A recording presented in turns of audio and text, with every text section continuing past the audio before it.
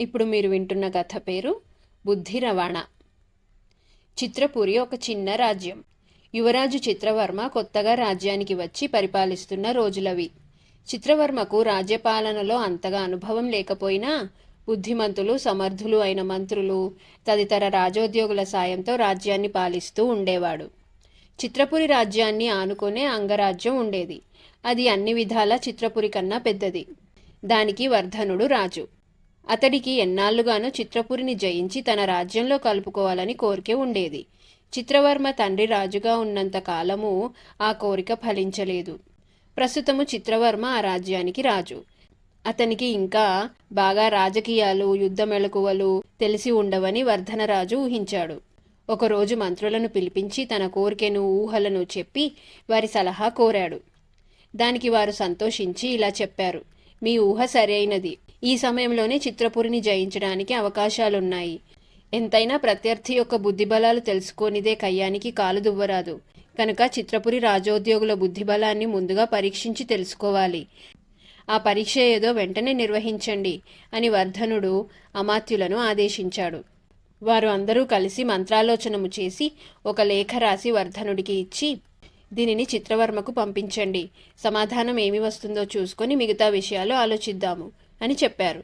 ఆ లేఖలో ఇలా రాసి ఉంది: మీ రాజ్యం నుంచి కొంత బుద్ధిని రవాణా చేసి మాకు పంపించాలి. చిత్రవర్మకు ఆ లేఖ వర్ధనుడి రాయబారి ద్వారా అందింది. అది చదివి అతడు ఆశ్చర్యపోయాడు. అమాత్యులకు చూపించాడు. వారు కూడా ఆశ్చర్యపోయారు. మంత్రులు రాజుతో సమావేశమైనారు. వారికి వర్ధనుడి కోరిక వింతగొలిపింది. ఏదైనా వస్తువులు, సామాగ్రి అయితే రవాణా చేయవచ్చు. అదృశ్య వస్తువులను ఎలా పంపటం? ఈ విచిత్రమైన కోరిక ఏదో పెద్ద ఎత్తుగడ వేసుకొని చేసినదై ఉంటుంది.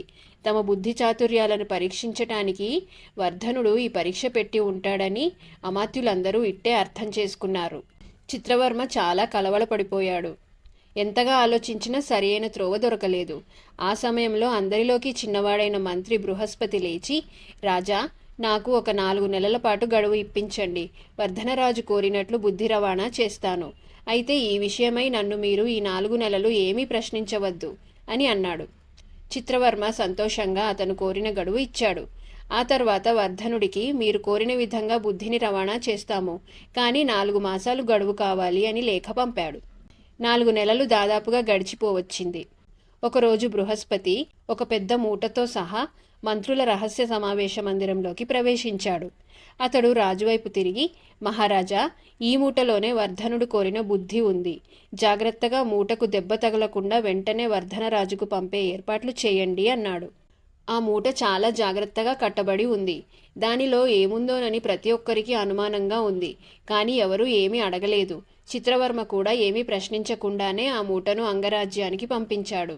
పెట్టిన గడువు లోపల చిత్రవర్మ నుంచి తాను కోరినట్లు బుద్ధి రవాణా అయినందుకు వర్ధనరాజు ఆశ్చర్యపడ్డాడు. వర్ధనుడు, అతని మంత్రులు మూటను జాగ్రత్తగా విప్పారు. అందులో ఒక సన్నటి మూతిగల కుండ ఉన్నది. దానిలో పెద్ద గుమ్మడికాయ ఒకటి ఉన్నది. ఆ గుమ్మడికాయ సరిగ్గా సందు లేకుండా కుండలో ఇమిడిపోయి ఉంది. తొడిమ మాత్రం కుండ మూతిలో నుంచి బయటకు వచ్చి ఉన్నది. కుండకు ఎక్కడ పగుళ్ళు గాని, బీటలు గాని లేవు. అది కొత్త కుండ. ఇది చూసి వర్ధనుడికి, అమాత్యులకు అమిత ఆశ్చర్యం కలిగింది. ఆ కుండ మూతికి ఒక ఉత్తరం కట్టి ఉన్నది. దాన్ని ఆతృతంగా విప్పి చదివాడు వర్ధనుడు.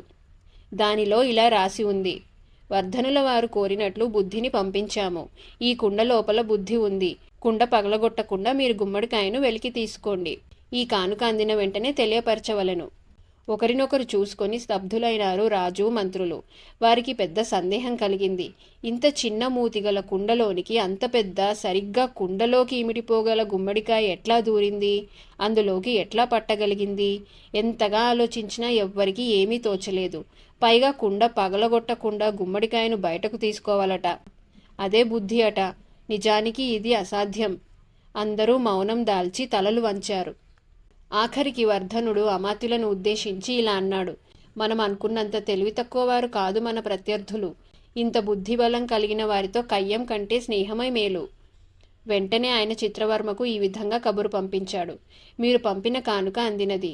మిమ్ములను ఈ తరుణంలో ప్రశంసించకుండా ఉండలేకపోతున్నాను. మీ స్నేహ సౌహార్దాలను కాంక్షిస్తున్నాను. ఈ వర్తమానం అందుకుని చిత్రవర్మ అత్యంత ఆనందం పొందాడు. అతడికి వర్ధనుడు అడిగిన బుద్ధి ఎట్లా చేరింది అని ఆశ్చర్యం కూడా కలిగింది. బృహస్పతిని పిలిపించి మనస్ఫూర్తిగా అభినందించి గౌరవించి, అమాత్య, మీరు చేసిన పని నా గౌరవాన్ని నిలబెట్టి మన రాజ్యానికి ప్రతిష్ఠ ప్రసాదించింది. మీలాంటి వారు మా రాజ్యానికి ఎంతైనా అవసరం. అసలు ఇంతకు తమరు ఏం చేశారో సెలవిస్తారా అని అడిగాడు. దానికి బృహస్పతి ఇలా సమాధానం చెప్పాడు. ఇందులో నేను పెద్దగా చేసిందేమీ లేదు. 4 మాసాల క్రితం నేను గుమ్మడి తీగను వేసి పెంచాను. కొద్ది రోజులకు అది పుష్పించి చిన్న పిందెలు వేసింది. ఒక చిన్న పిందెను సన్న మూతిగల ఒక కుండలోకి ఉంచి జాగ్రత్తగా పోషించాను. ఆ గుమ్మడి పిందె కుండలోనే పెరిగి పెద్దదయ్యింది. బాగా కుండలో సరిగ్గా ఇమిడేటంతటి పెద్దది కాగానే తొడిమె దగ్గర కోసి కుండను గుమ్మడితో సహా జాగ్రత్తగా మూట కట్టి మీ ద్వారా దానిని వర్ధనుల వారికి పంపాను. కుండను పగలగొట్టకుండా గుమ్మడిని తీసుకోమని, అదే వారు కోరిన బుద్ధి అని ఒక లేఖ కూడా రాసి పంపాను. దానికి వారి దగ్గర నుంచి వచ్చిన సమాధానం ఇక తెలిసిందే.